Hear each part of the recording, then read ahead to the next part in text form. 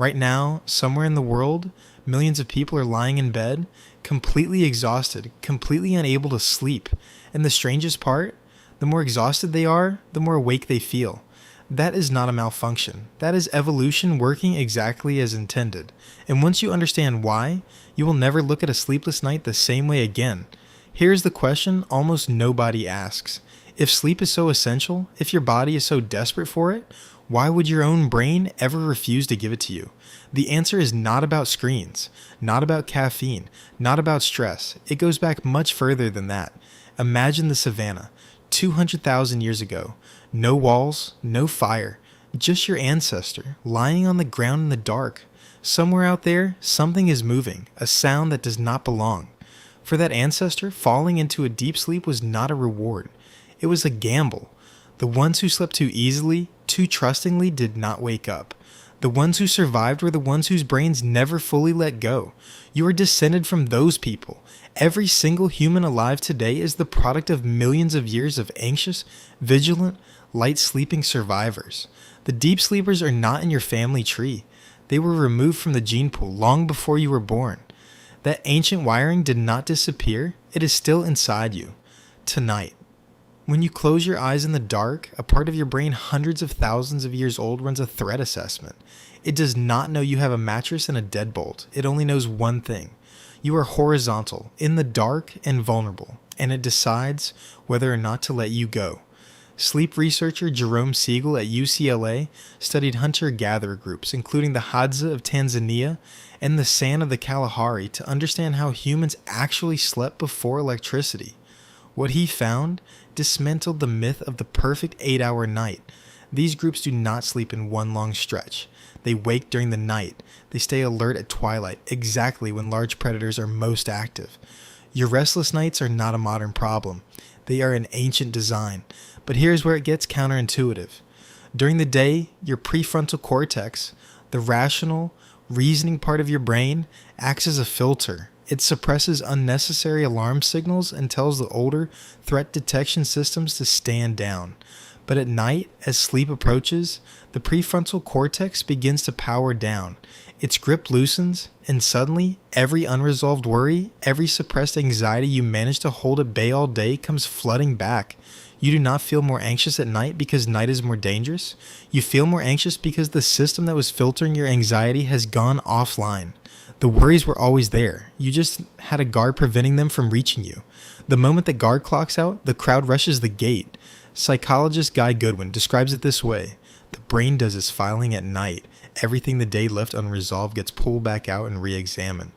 Not because your brain is trying to torture you, but because unresolved threats were the things most likely to kill your ancestors by morning.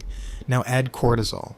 Cortisol is your primary stress hormone, perfectly designed for a world of physical danger. When a predator appears, cortisol spikes, sharpens your senses, floods your muscles with glucose, and critically suppresses melatonin, the hormone that signals it is time to sleep. This made perfect evolutionary sense. You do not want to fall asleep when a lion is 10 feet away. The problem is that your brain cannot tell the difference between a lion and a passive-aggressive email from your manager. To the ancient systems inside you, social rejection, financial uncertainty, and unresolved conflict all register as survival threats, because for most of human history they were.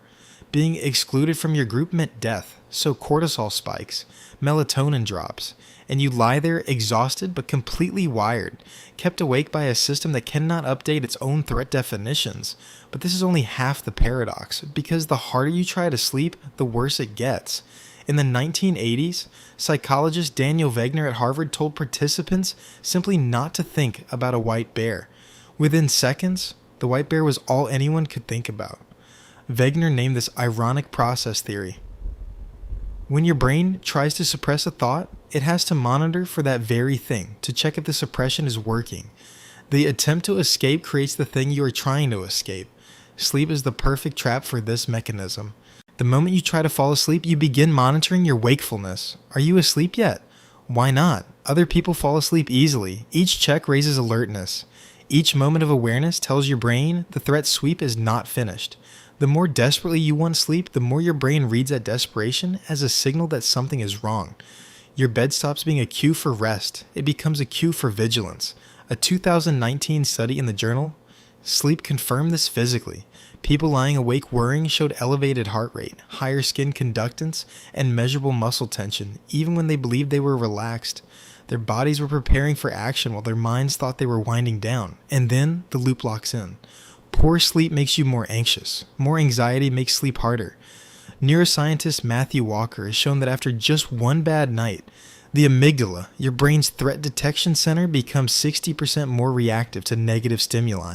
You are not just tired, you are more paranoid.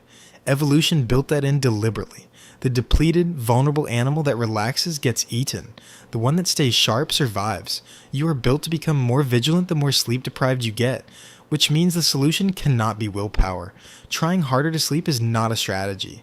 It is the mechanism making things worse. The most effective long-term treatment for sleeplessness is not a drug.